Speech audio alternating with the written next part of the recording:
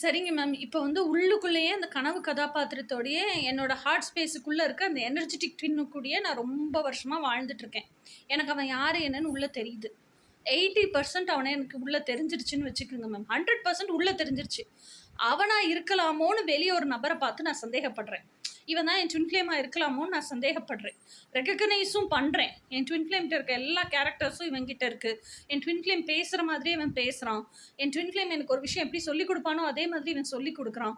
என் twin flame உள்ள இருந்து எதுக்கு எப்படி ரியாக்ட் பண்ணுவானோ, ரெஸ்பாண்ட் பண்ணுவானோ, என் ட்வின் ஃப்ளேமோட பிஹேவியரல் ஆட்டிட்யூட்ஸ் என்னவோ அது எல்லாமே இவன்கிட்ட இருக்கு.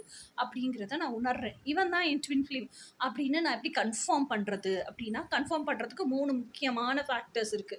என்னென்ன? Twin flame telepathy, core values, அடுத்தது வந்து ஃபியூச்சர் விஷன் ஆஃப் லைஃப்.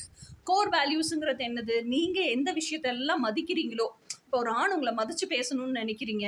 ஓகேயா? அதே மாரி உங்களுக்கு பொய் சொன்னா புடிக்காது. இன்னொன்னு ரிலேஷன்ஷிப்ல வந்து எதையுமே அதாவது உண்மைய சொல்லணும் அப்படிங்கிறத தாண்டி எதையுமே மறைக்கக்கூடாது. டிரான்ஸ்பரன்ட்டா இருக்கணுங்கிறதுக்கு முக்கியத்துவம் குடுக்குறீங்க. அப்படின்னா, இது எல்லாமே உங்க கோர் வேல்யூஸ். ஓகேயா? ஒரு நாங்க 2 பேரும் ஏதோ ஒரு ஈகோ கிளாஷ்ல சண்டை வந்துருது.